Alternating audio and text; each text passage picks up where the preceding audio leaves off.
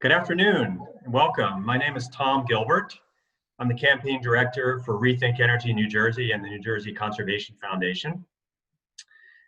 And on behalf of those two organizations and our co-sponsors, the New Jersey League of Conservation Voters and the Natural Resources Defense Council, I want to welcome you to this webinar, which is the second in our series about the climate crisis, clean energy, and New Jersey's leadership. So today we'll be focusing on New Jersey's cutting-edge energy master plan.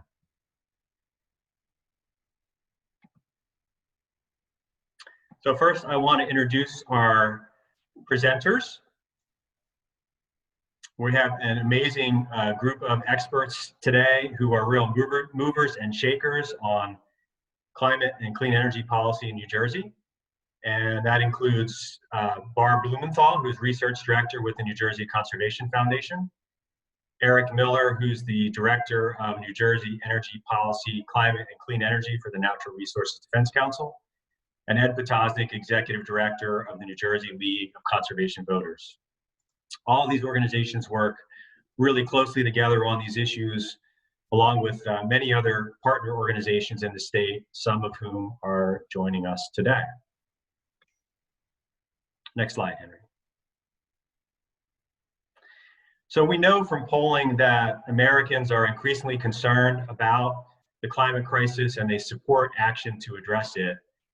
And yet many are frustrated by the lack of commitment to deal with this crisis from many of our political leaders in Washington. Fortunately, there are really encouraging signs, hopeful signs, where we're seeing leadership coming from states, from cities and municipalities, from private sector and individuals to take the reins and deal with this issue. And New Jersey has clearly become a leader among states, thanks to the Murphy administration and our legislative leaders. And just over the past 2 years alone, New Jersey has put in place numerous really sweeping policies, including passage of the landmark Clean Energy Law in 2018, a strengthening of the Global Warming Response Act in 2019. And just earlier this year, the administration released a new energy master plan designed to achieve 100% clean energy by 2050. And on the same day, Governor Murphy signed an executive order to direct the New Jersey DEP to develop a suite of regulations to protect against climate threats, and also earlier this year, enactment of very comprehensive electric vehicle law, which we'll hear more about today. And these are just a few of the highlights. So there's a lot to really feel, I think, encouraged about in terms of what's happening in New Jersey. Next, Henry. So let's start by taking a quick look at greenhouse gas emissions in New Jersey. You can see where we are today, or at least 2018 greenhouse gas emissions and the sources of those emissions. You can see that the largest source of emissions is the transportation sector, followed by buildings and industry, and then the electric sector. And under the Global Warming Response Act, emissions across all those sectors must decline 80% from 2006 levels by 2050. So we have a long way to go. And in fact, we need to be well on our way before then, as the UN Intergovernmental Panel on Climate Change has called for emissions reductions of 45% by 2030. Next, Henry. The good news is that New Jersey now has a plan to achieve that. And you can see here the key strategies identified in New Jersey's Energy Master Plan, including getting to 100% clean electricity through growth of renewables, energy efficiency, and other strategies, maximum electrification of the building and the transportation sectors to shift away from fossil fuels, and throughout all these strategies to ensure benefits for low and moderate income and environmental justice communities. And what's exciting about the Energy Master Plan is not just that it can help us achieve the necessary emissions reductions, but it can do so in a way that will ensure that we have reliable power, that will actually save consumers money, and that will create thousands of good local jobs at a time when we know we need to put people back to work in light of the economic damage resulting from the pandemic. And not only will this plan reduce greenhouse gas emissions, but it will reduce harmful co-pollutants that cause serious public health impacts, and impacts that disproportionately impact our urban areas and our communities of color that have borne the brunt of air pollution and the attendant health impacts. So with that, I'm going to turn it over to Barb Blumenthal, who's going to talk more about the electric sector. And I just want to note that you can please raise questions that you have using the chat feature. And we're going to stop after Barb's presentation, take a few questions, and we'll take more questions at the end as well. So take it away, Barb. Thank you, Tom. So New Jersey's goal, I'm hearing some noise. Somebody has a microphone on. Okay, so New Jersey's goal is zero emissions from electricity by 2050. How can New Jersey remove all emissions from the electricity that we use? That's what we want to explore in the next 5-10 minutes. So first, New Jersey needs to reduce generation from fossil fuels located within our borders. On this map, you can see New Jersey. Obviously, you know where it is, but it's highlighted. We have to reduce all emissions to zero within our borders by 2050. Second, zero emissions also means reducing emissions from electricity that's consumed in New Jersey but produced elsewhere. So this map is a map to explain where our electricity actually comes from. New Jersey does not have its own electric grid. It's part of the largest regional grid in the country called PJM. Electricity flows across these state borders constantly to keep supply and demand exactly in balance at the lowest cost. New Jersey has great benefits from belonging to a regional grid. It provides reliable electric service at a low cost. Those are the benefits. But because all of the generation sources, oil, gas, coal, nuclear, solar, and wind are all interconnected, New Jersey has to be very careful about how it reduces emissions within its borders to not increase emissions in other states. We don't want to simply export our emissions to other places. We want to address climate change. So the next slide shows the key to solving this puzzle. So you may have been asked, how can solar and wind possibly replace a gas plant? So the EMP provides some two important insights about how this is going to work. First, I have to say something about how the EMP came up with these insights. It's based on very ambitious and cutting edge analysis of how best to achieve zero emissions, not only from electric generation, but also from transmission and buildings. So it looks at it models the entire energy sector.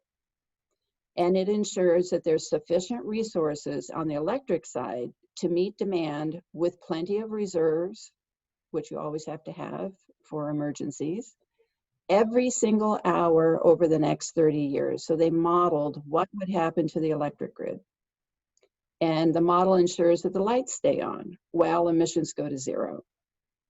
It also produces the least cost scenario, which is a specific mix of resources that achieves zero emissions at the lowest possible cost. So we're going to get to that in a few minutes, but first we want to illustrate these two important insights. So the answer to the question, how can you replace a gas plant with solar and wind, is you can't. Solar and wind can't do it alone. In the future, a clean energy system requires two important other pieces.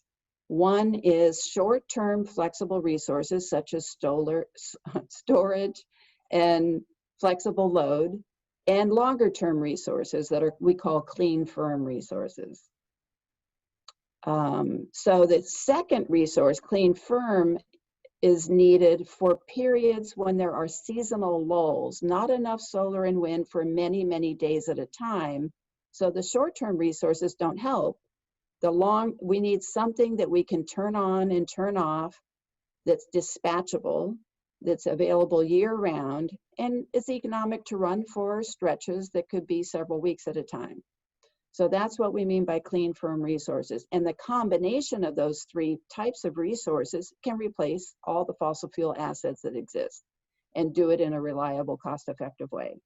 So, and we know that from this analysis. So it's very exciting that the EMP has this foundation.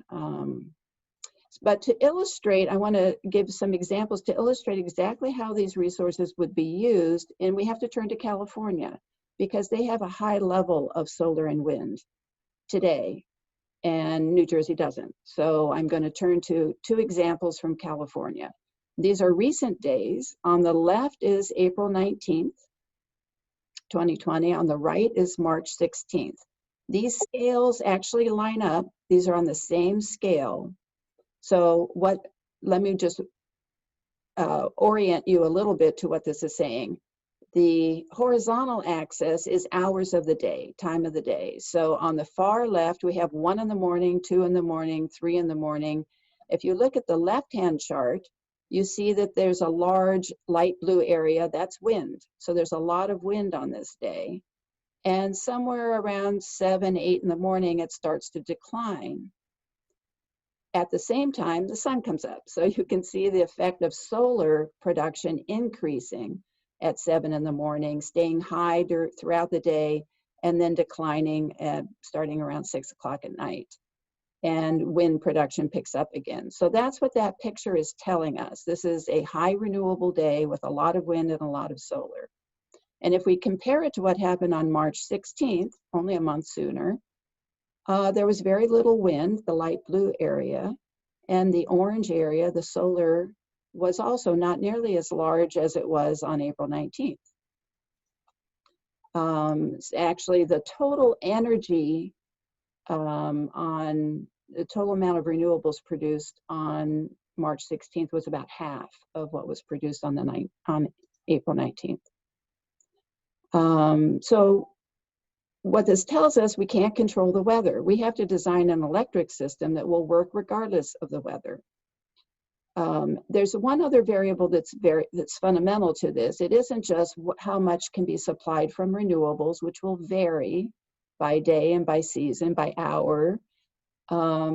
It's also important to note what level of demand there is. So it turns out on April 19th, when there was a lot of renewable available, demand was low. And on March 16th, when there was much fewer renewable resources were available, demand was high. So that gap is where today we fill in with fossil resources. So let's go to the next slide, which shows the same data from the same 2 days, but now we're looking at the total mix of resources. So all of that information from the first slide is now shown in green and just called renewables. It's both solar and wind, but this is the same data we just looked at. And again, on the left side are hours of the day. You can see the sun coming up and renewable production much higher, and then the sun goes down. So the top day is the high renewable day. There's 0 emissions from renewables. Above it is a layer that, I think I just lost the slide, there it is. There's a layer of nuclear power, which is beige, and that's also 0 emissions. And on the very top, there's a pink kind of layer, and that's hydro in California, which is also 0 emissions. So I want to call your attention, we're going to focus on the light blue and dark blue areas. Light blue is gas plants in California, has emissions.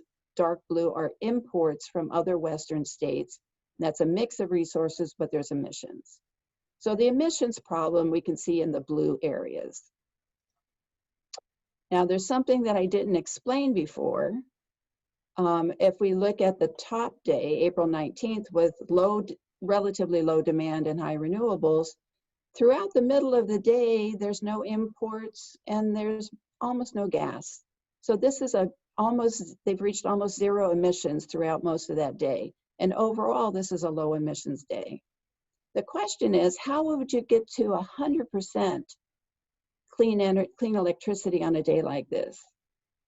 And the answer is partly because of something I didn't explain before, which is in the middle of this day, there was so much solar, they actually curtailed about 30% of it.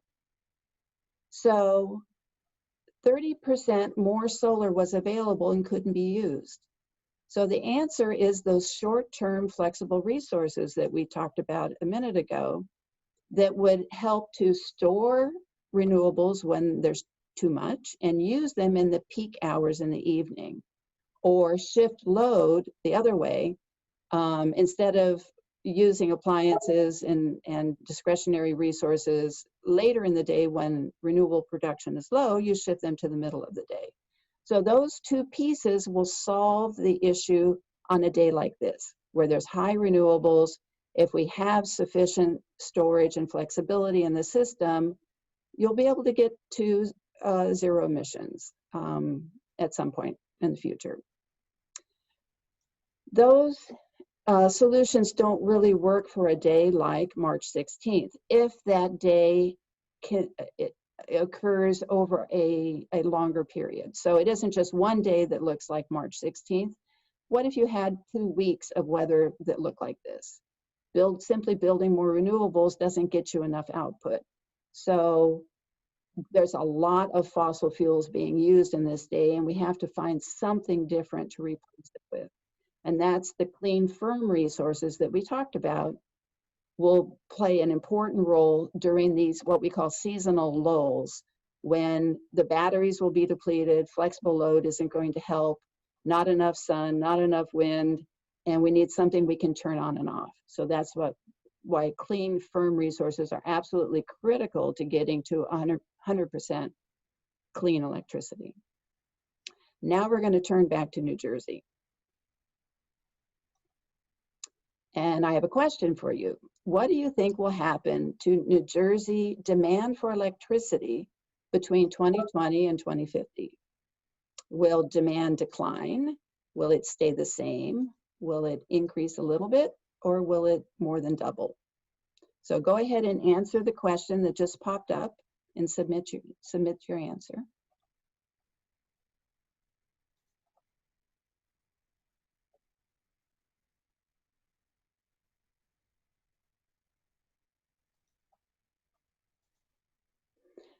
So people are pointing out, I think we're ready to close the poll and see what people had to say. I think people are pointing out there's two different trends going on. One is energy efficiency we're expecting, and Eric's going to talk about that later, is going to significantly increase in New Jersey. So energy efficiency will bring down overall demand significantly. At the same time, we're going to electrify transportation and buildings, which will increase demand. So the question is, you know, what's the net effect of those two things? And the answer is, Henry, do we have an answer?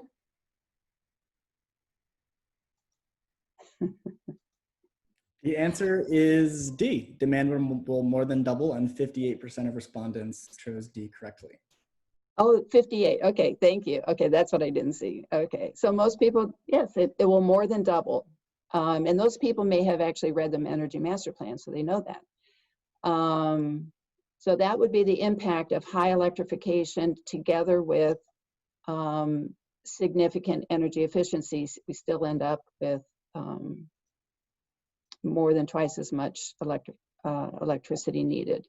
So let's take a look at what actually will happen in New Jersey by 2050 under these conditions. On the left, we have a donut that represents current energy mix for electricity. And on the right, we have the mix that would achieve zero emissions in 2050. So the size of the donut reflects the fact that total load would more than double by 2050. On the left, we see that we have gas plants now running on fossil gas that supply 53% of our electricity. Nuclear supplies the rest, and New Jersey solar supplies about 4 or 5. Not right now, it's about 5%. So that's the mix today, and you can see that this is a significant transition when we look at the mix for 2050. Well, let's look at the bottom of the 2050 donut. On the left, we have offshore wind in light blue would provide 20. This is the least cost scenario analysis from the Energy Master Plan. There's many different mixes that get to zero emissions, but this mix actually represents what the model said would be the least cost combination of resources. So offshore wind is at 23%. New Jersey Solar does most of the work. It's 34% of all electricity. Together, they provide 57%. And then up on the top, we have dark blue as out-of-state onshore wind and a little bit of orange out-of-state solar. Together, they're providing about 20%. So about 20% of what we need by then would be imported from renewable resources located throughout PJM. Nuclear stays the same. The percentage changes because as load grows, the current nuclear plants become a smaller percentage, but there's no change. The 3 nuclear plants we have today would, this model assumed they would still be in operation by 2050, and that provides 16% of electricity. So where are those short-term flexible resources we've been talking about? Well, they don't really show up on this kind of diagram because they're not a source of generation. Storage and flexible load shift generation from one time period to another, but they're not actually a source of generation. So the Energy Master Plan does describe that storage grows from about 500 megawatts today to about 9,000 by 2050. So there's a lot of storage. And there's a lot of electric flexibility, flexible load, because EVs will dominate by then and buildings would be electrified. And those are both important sources of flexible load. What is shown here is clean firm, that's biogas at 6%. Biogas is a clean firm technology that you can turn on and off. If it isn't biogas, it'll be some other clean firm resources. This model is not trying to predict where we will be by 2050. There's a range of technologies that could fill this role. So we're really talking about the role that needs to be filled by something that's clean, and we need it to get to zero. So the Energy Master Plan analysis provides insights that provide a solid foundation for the policy work that's in the EMP and other policy work that's still to come. It's really important that they were able to describe how we can transition away from fossil gas, which is a big part of New Jersey's energy system, how it can be eliminated in the electric sector, how emissions can be reduced to zero while maintaining a reliable grid. So it answers really important questions. The analysis also calculated costs, and the clean energy system, which includes transportation and buildings, is as a whole system a low-cost system. So just looking at energy costs, it's low cost, and that's not even counting the health benefits and climate change benefits that would go along with reducing emissions to zero. So I'm going to stop there, and let's go to the next slide briefly. The EMP obviously is filled with strategies and actions, and so you should take a look. I wanted to give the overall context for these recommendations, but these are some of the key ones that are near-term recommendations, strategies that the state is using.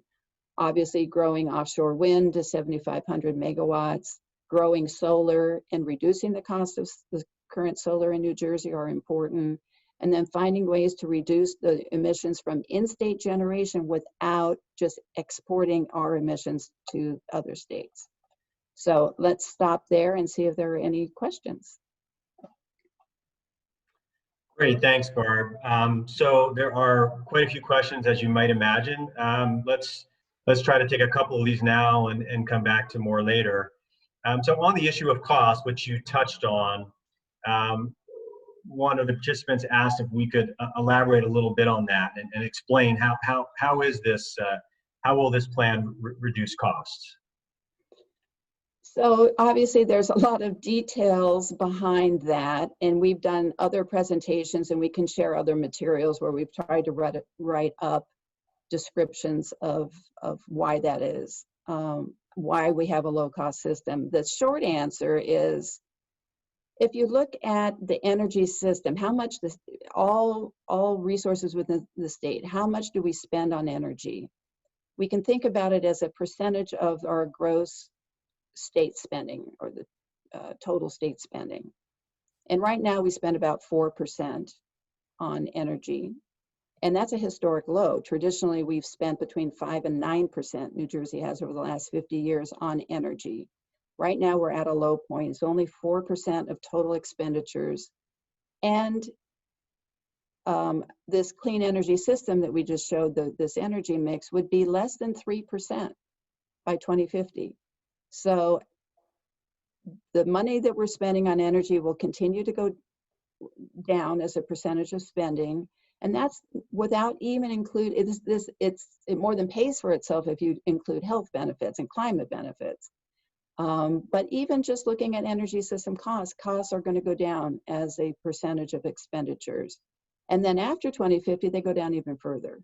So it's really a not very well understood, but exciting part of the story that we can have low emissions and low costs at the same time.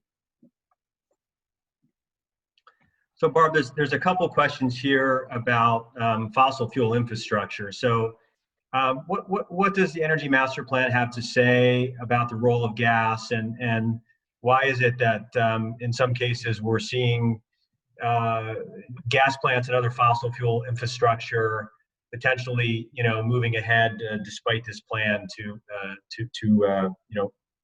transition away from fossil fuels? So the plan set a target of 0 emissions for, let's just stick with electricity for a minute, in the electric sector, 0 emissions, and solved how are we going to get there? So the role of gas by definition is going to go down to 0 within the state. So any gas plants, the use of fossil gas will go to 0. And the question is, what would that system be composed of? How do you replace a gas plant? What will it cost? Those are the questions. Can you maintain a reliable grid? So the role of gas, I think this analysis provides a very strong factual case for, can we keep the lights on, and what will it cost? So within the electric system, we know it's going to go away, fossil gas.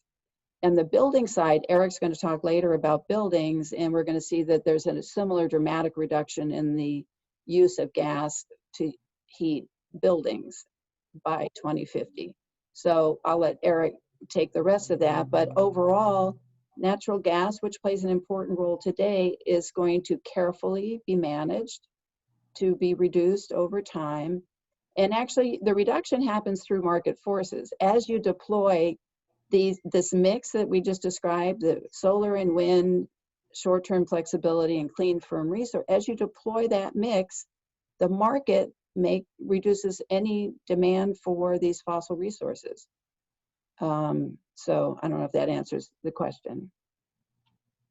Well, I think it's a start. Obviously, it's a complex and controversial topic, and we could do a whole webinar just on that topic. But so I think we need to keep moving, and we're definitely going to come back to more questions further on. But I think at this point we are going to turn it over to Eric Miller from NRDC, who's going to talk about the electrification of the building sector and the role of energy efficiency in this plan.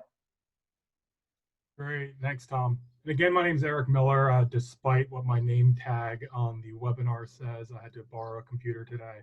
I'm very pleased to be presenting alongside Ed and Tom and Barb on the current state of clean energy in New Jersey. And I'll be leading our section on energy efficiency and building electrification, which is what I really consider to be an essential backbone of the rest of our clean energy efforts. It should be integrated into everything that we do. Next slide, please. Thank you. Just real quickly on, what is energy efficiency compared to, energy conservation, making sure you turn the lights off when you leave the room. And energy efficiency really refers more towards providing the same level of usage, service, and comfort while doing it in a way that consumes less energy, whether it's electricity or gas. So imagine an LED light bulb that uses 7 watts instead of an incandescent bulb that uses 60 watts. You know, both do the same thing, both provide the same amount of light, but one uses a lot less energy than another. And simply stated, energy efficiency is the least cost way to save energy and also reduce climate pollutants. It's easier to save a kilowatt of energy than it is to generate a new kilowatt. So promoting and investing in energy efficiency is an environmental win, and it's also a win for customer bills because it saves money. And it's been shown to generate a significant amount of local jobs per dollar spent. And historically, unfortunately, New Jersey hasn't been a leader in energy efficiency. For the past decade, we've really only achieved at a maximum 0.5% a year in electric savings, while other states like Massachusetts have saved more than 2% a year, year after year after year. And the cumulative impacts of something like that are really staggering. The Clean Energy Act of 2018 really changed this by directing the Board of Public Utilities to establish a new energy efficiency program for both utilities and for the state to implement. And after more than a year of work on this and like 15 or more stakeholder meetings, the BPU recently released a new energy efficiency framework earlier this month. And if New Jersey meets the goals that are in this framework, we'll be in the top 5 states in the country for energy efficiency achievement at more than 2% a year annual savings for the electricity sector and 1% a year annual savings for the gas sector. So again, thinking on as that compounds over time, that really adds up to a lot. And under these new programs, there's different roles for the state and for the utilities to play. On the state side, the Office of Clean Energy is going to be running the new construction programs for residential and commercial sectors. So new building across the state. One of the big key advantages of the state being in this role is that under this model, it means that the BPU can ensure that there's a uniform standards no matter which service territory you're in, no matter who your utility is. And it also allows them to integrate other policies like building codes and appliance standards to work together in synergy to get the most energy efficiency for every dollar spent. And that's really critical. On the utility side of the equation, utilities are going to focus on existing buildings, whether residential, single family homes, multifamily homes, the commercial and industrial sectors, and even more specialized sectors like hospitals. Utilities under this new plan can also propose additional innovative programs to drive even more energy efficiency by using the most cutting edge technologies. And it should be able to help them integrate their efforts with our other efforts around distributed solar and electric vehicles. And so what will these programs look like as they come online next year? It really runs the gamut. On the most simple side, we could see, a couple dollars off the purchase of a light bulb. Getting more involved, you can see rebates on energy efficient appliances like washers, refrigerators, things like that. If you're a more involved residential customer, you might have an energy auditor come into your home, check it for air sealing, and identify areas for improvement and how you can leverage the programs the state and utilities are running to make those investments and save money on your utility bills. And at the highest end of the programs, you'll see, engineering and architectural firms go into large commercial and industrial operations and essentially perform whole building energy efficiency retrofits. And so, imagine, a produce distributor who has to refrigerate an entire building. If you update that refrigeration equipment, update the insulation, that's tens of thousands, if not hundreds of thousands of dollars saved that could be invested elsewhere. So once those savings are had, those companies are free to invest in their workforces or expanding, which is a really big win for energy efficiency. That's not all there is when it comes to energy efficiency, just energy saved and dollars saved. There's also its role in us meeting our GHG reduction goals. And compared to the transportation sector, which is the largest source of emissions in New Jersey, buildings are the next largest sector. So we need to reduce GHG emissions to meet our 2050 targets. And energy efficiency is pretty good at driving down emissions, but it's really fuel neutral. It doesn't matter whether it's electricity or gas or oil or propane. It focuses on just reducing usage, not reducing the type of energy being consumed. So we're going to have to go a step further to meet our climate goals, and that's really where building electrification comes in. Now, as Barb spoke about in her section, as we clean up the grid, it becomes better and better to use electricity for our heating and cooling. One of the most interesting and cutting edge ways to do this is using cold climate heat pumps for building heating in addition to cooling. And in the most simple terms, and it can get more in depth than this, but I won't get into it here, is a heat pump works a lot like an air conditioner. When you want to cool a building, it takes heat out, but it can operate in reverse, unlike a traditional AC, and can get heat from the outside and bring it into the building, even on very cold days. So you can heat and cool a building using just electricity, which is a big step away from our current situation, which sees electricity for air conditioners in the summer and then fossil fuel or electric resistance heating in the winter. And the Energy Master Plan, when looking at heat pumps, found that they have similar operating costs as natural gas. They're twice as efficient as the older electric baseboard heating. And while it does increase electricity demand, as Barb went over, looking at load growth over time, because they are more efficient, it brings down total energy usage when you account for natural gas and propane usage. And so to achieve our 2050 emissions targets, the Energy Master Plan does provide a bit of a timeline. Over the next decade, it indicates that the state should prioritize buildings that pollute the most and are the most cost effective to electrify by targeting oil and propane fueled buildings, as well as buildings that still heat with older and less efficient electric heating. And then, as we tackle those low-hanging fruits, we move into the remaining buildings.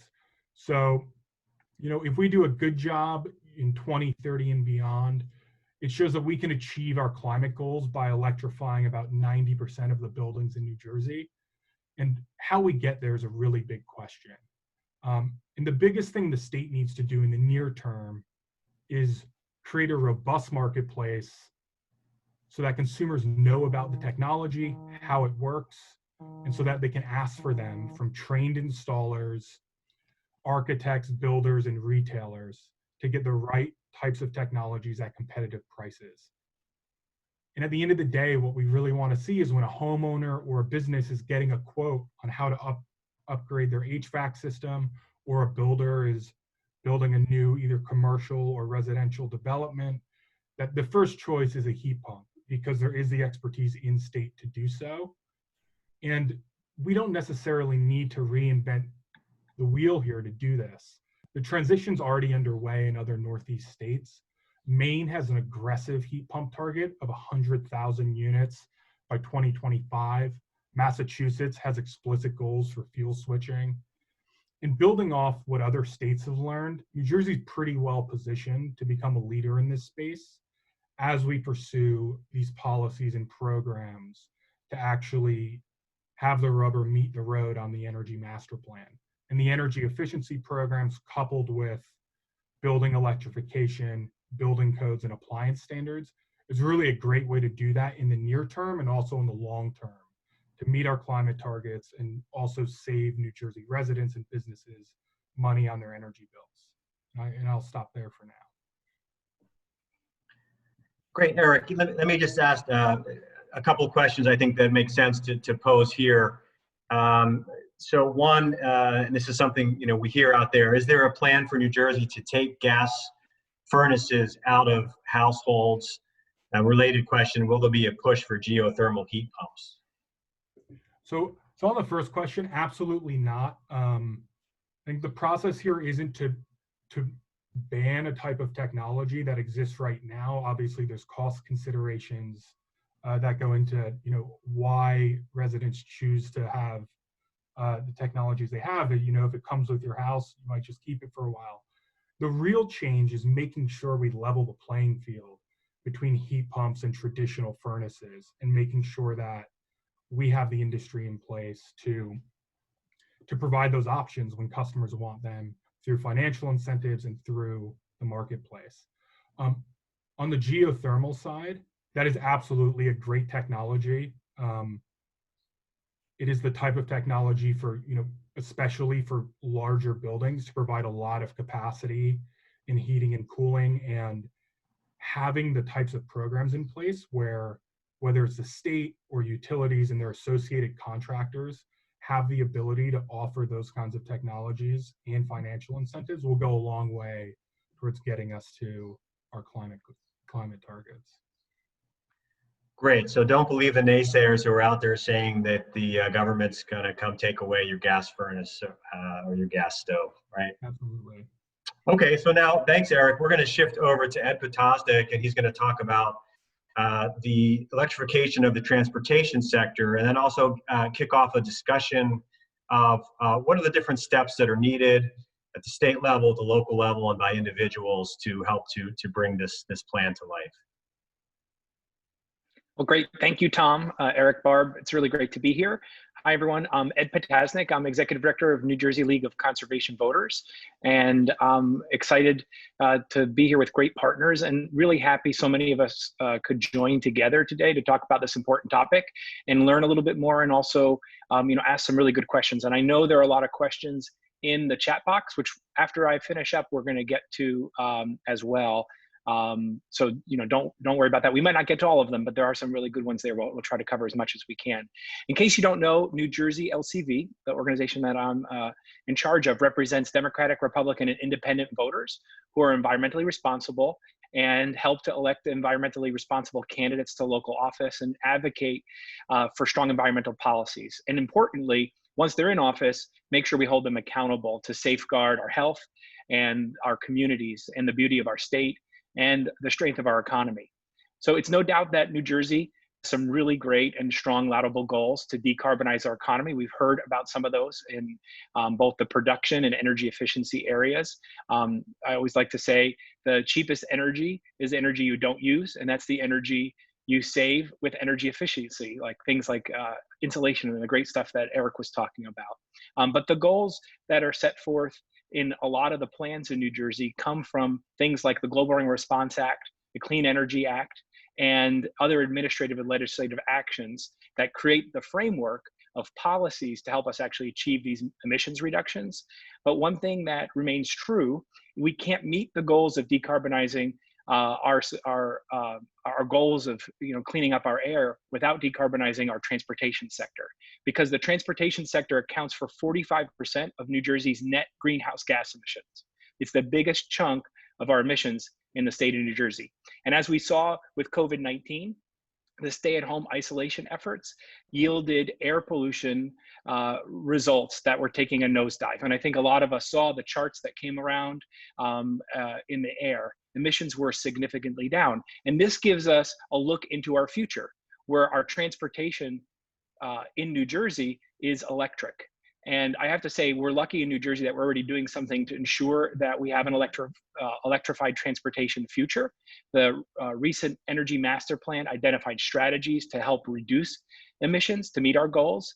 And it can come as no surprise that the first strategy was reducing emissions from our transportation sector in the Energy Master Plan. It indicated that increasing the number of electric vehicles in the short term on our roads is the most effective and efficient way to reduce greenhouse gas emissions, and the easiest way to reduce localized air pollution that predominantly is burdening our environmental justice communities, who are low-income communities of color. And this has to be done in tandem with expanding public transportation options and modernizing our systems and increasing access to public transit services. While we also have to focus on reducing car dependence in a state that is met by sprawl, we're seeing more and more people investing and moving into downtowns where there are complete streets and communities are walkable and bikeable, and we want to continue to encourage that too. But that being said, electric vehicles are the way to go. Electric vehicles, by comparison to their conventional ICE, as we say, internal combustion engine counterparts, are 69 to 79% cleaner, regardless of the electricity generation source. So that's good news, as there are more than 167,000 children living with asthma in New Jersey, and that the American Lung Association routinely rates New Jersey's air quality as unsatisfactory or failing in all of our counties. And so fortunately, the changes to our electrify our transportation sector will also yield some economy-wide financial and health benefits.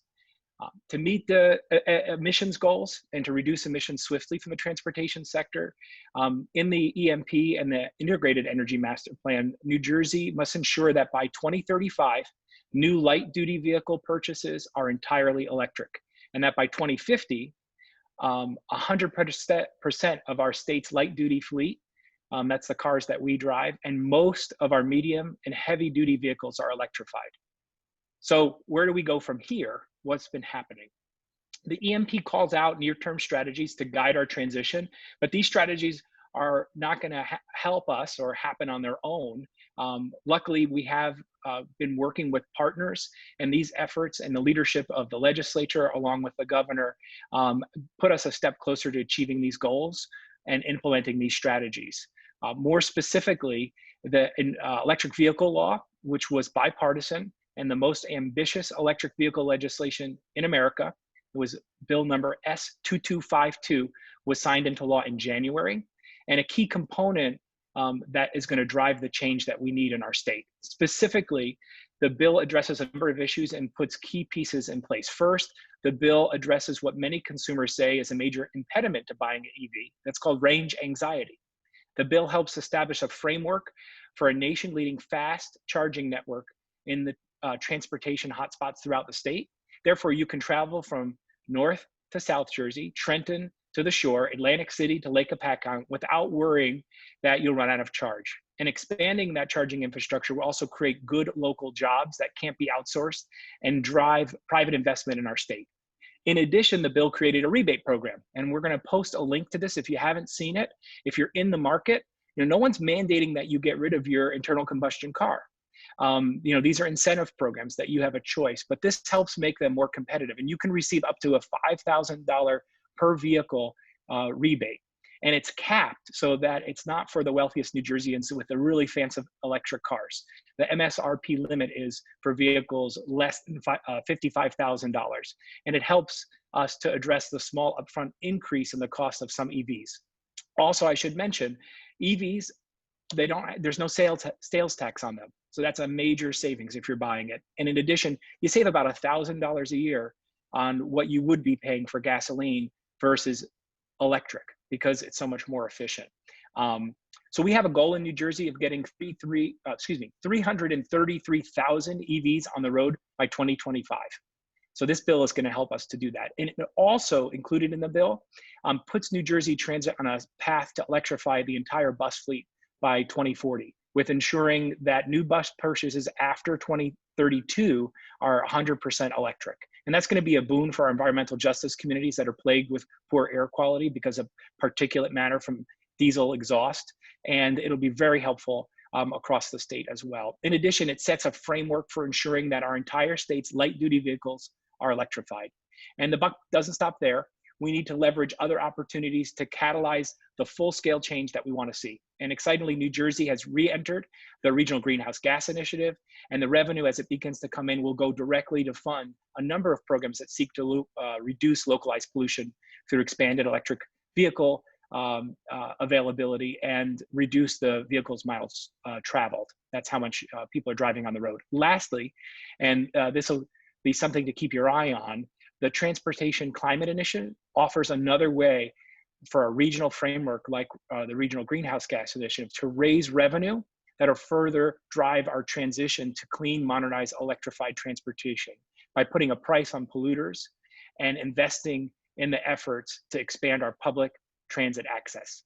So all of what you heard today can kind of be summarized in a number of things that are happening. And I know, Henry, if you can go to the next slide, you know, this is about what are the policy levers. So all of us on this call are advocates and activists, right? So what can we do in the policies as they exist right today, and what are some of the opportunities to go forward? So, I mean, one of the major things that we've been working on, and we're going to open this up to Barb and Eric as well, is in the area of energy efficiency. And there's a bill that we're promoting at New Jersey LCV with our partners at NRDC and a number of others at the Nature Conservancy to upgrade appliance standards. Someone put it in the chat box, like, did Trump do away with the Energy Star appliances? And you know, whatever happens at the federal level, New Jersey can do better. And if states increase their energy efficiency standards around appliances, we can save homeowners money and also help reduce our greenhouse gas emissions. So things like fans, it's the summertime, you know, making it so that they use half the energy is a big deal, but the manufacturers aren't going to do it unless we require it. And if we require it and a bunch of other states require it, suddenly now the number of fans that are deployed in New Jersey are using a lot less energy, and it's costing folks a lot less money too. So that's a really important bill, especially in the, you know, the downturn that we're seeing in the economy. So that's one thing I want to highlight. We'd love your help on that as well. I don't know, Eric, Barb, you want to highlight some other policy levers? They're broken down into state as well as sort of covered here, cities and towns at the local level, and then what you can do as an individual. So that's a state action, the appliance standards bill. Right. Why don't we leave this slide up while Tom, do you want to go to some of the questions that have come in? Because we have 7 minutes left.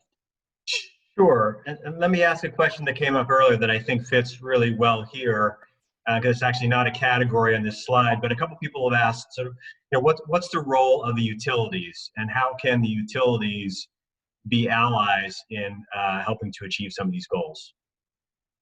Eric, you need to unmute. There you go. Yeah, I'm happy to at least, you know, I think answer part of that question. And, you know, one of the key things that a lot of these bills and these policies do is really change what the utility business model is. For many, many years, we've wanted utilities to just provide cheap, safe, reliable energy. Every time you switch on a light switch, it comes on. And our systems worked really well at doing that. And we do have very reliable power in New Jersey, and it is, you know, relatively affordable as well. In this new stage of activity, what we really need to do now is not just incentivize a utility to sell more electricity or sell more gas. It's to shift their business model to focus on, you know, how do we incentivize energy efficiency so it's the same level of you know, same level of attractiveness as a traditional utility investment, or assist customers with solar interconnection, or with charging their electric vehicle in an innovative way that helps save money on their energy bills. And by restructuring how we compensate utilities, by rewarding them for performance in these areas rather than just selling energy, we can really reorientate what utilities focus on and really make them strong allies in all of these endeavors. Thanks, Eric. Just again, looking through the questions here, I guess this one would be to Ed. What role do you think ride services will play in increasing the % of road miles from EVs? So, I mean, I think that it can be a really big boon, because if people are using ride services that are electric, you know, those are miles that they would probably be using their internal combustion engine for, particularly in urban areas. In Trenton, they have a sort of pilot program that ISLES is doing, a local community partner, to put in electric ride shares within the city of Trenton. And I think it'll be interesting to see how that works out. But places like Jersey City just announced a sort of ride share program that the government help to get going. It's not EV. I could see that easily transitioning over. And someone else asked in the chat box, like, what do we do about all these roadway expansions and all the money that we're spending? You know, public infrastructure in New Jersey, sort of on public transportation, has been left up to private industry. The train rails and stuff that we have were made not because that's where people needed to get to. It was for goods and services. It was to get products from places like Philadelphia to New York City and then to Boston. So the Northeast Corridor, which is like the busiest line, you know, that's what that really was about. We don't have a north-south trail, rail line, except for along the coast. We need to really envision our public transportation and make light rail and rail available throughout the state so people don't need cars. And we see people moving back to cities because they don't want cars, so they can walk in everywhere they need to go, but they want to go places too. And so we have to do that. If we electrify our buses, if we have more rail options as a potential in the future, I think that makes a big difference. You kind of have to do them all together, but the ride shares are a great way to do it with less overhead, because a bus is big and expensive. Trains are, need tracks and a lot of infrastructure. The ride shares are probably a lower barrier to entry to get those going. So there were a couple questions at the outset, and these are kind of big and important questions as opposed to detailed policy questions. And I think they kind of come down to, what's it going to take to make all this happen quickly enough, right? We know, the EMP is geared to 2050, but we know that, again, we need to be really far along by 2030. And so how do we ensure that we move quickly enough? And when will we actually begin to see the emissions reductions from some of these new policies that are put in place? And that's a big question, but does anybody have thoughts? I know, we all feel this sense of urgency. And so there's these fantastic wheels in motion, but we've got to move really quickly. Yeah. So Barb, can I take a quick stab at it and then you can correct me? Because I'm going to talk about it in a much less detailed perspective. But by 2030 in New Jersey, the Clean Renewable Energy Bill requires us to get half of our electricity from Class 1 renewables, which are solar and wind. We get roughly 40% of our energy from nuclear. Barb has that wonderful map which shows us where we get our energy from, and it's all over. So it's not really just about what New Jersey uses or New Jersey presents. It's much more complicated than that. But by rough understanding, we'll be getting well over, maybe even up to 40 plus 50 is like 90% of our energy from non-greenhouse gas producing sources. And it's probably not going to be as high as that, but it's somewhere between 50 and that number of 90, right? And that's by 2030. It's 2020. That's in 10 years. So right. There is a lot of urgency around this, and this was a massive bill. It's a big increase. And Barb, you can correct me if I'm wrong, but we get about 6% right now. So we've got to increase to 44% more in the next 10 years. And it took us a decade plus to get to 6%. So I can share later with the group some documents that actually spell out that transition from where we are now to 2030 to see how fast. But I want to raise another point. I know it's tempting to say, let's just build a lot of solar right now. And offshore wind is a brand new industry. We're going as fast as we can. The first projects will be in construction by next year. They might be online by 2024. That's the earliest we're going to see offshore wind. And then we want to ramp up pretty quickly. So we're doing what we can on the offshore wind, which is a new industry. We're getting through a transition of making a different kind of solar program that can really take off. We can't take off until the new solar program is in place, and that'll take another year. But in the meantime, we have a transition program that's growing leaps and bounds. So solar is doing well and continuing to grow in New Jersey, even as we transition to a new program. So those pieces are in place. I want to introduce a complication, because this is what I like to do. That we have somebody asked about utilities. So a piece of this puzzle is the distribution system. I was talking mainly about our regional electric grid, but there's another piece, which is your local utility actually delivers that electricity to your house. And that distribution grid is not designed for high levels of renewables. So we're going to have a new proceeding that's going to start this year just on the distribution side of this.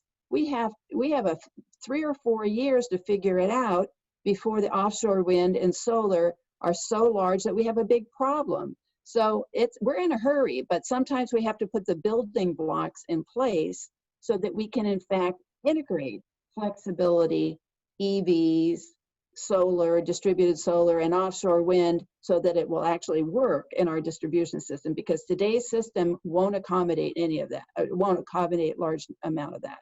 So we're moving quickly. I think we're moving as quickly as we can on a whole host of difficult subjects, and we're going to see real progress by 2030. So I think people should be assured that New Jersey's tackling really difficult issues as quickly as we can. So Henry, if you could put up the slide with our contact information, I think that makes sense now, because you know, obviously this is such a rich, important, complex, and urgent topic, and we've only scratched the surface. And I know many of us love to talk about this stuff, and we could talk about it all day, but we're not going to keep you past the allotted hour. We do want to encourage everyone to follow up with us. We hope that everyone is involved with one or more of our organizations, or the organization of your choice that's working on these issues, because as Barb likes to say, we have a lot of work to do, and the urgency couldn't be greater. So we need everyone involved, shoulders to the wheel, to move New Jersey as quickly as possible forward to this clean energy future. So with that, we're gonna close the program for today, but we're definitely not going to close the conversation, and we look forward to continuing to talk and work with you all to make New Jersey you know, one of the leading states in the country, if not the #1 state in the country, in moving to clean energy and dealing with the climate crisis. So on behalf of all of the co-sponsors, thank you all very much for joining us today, and please keep the conversation going.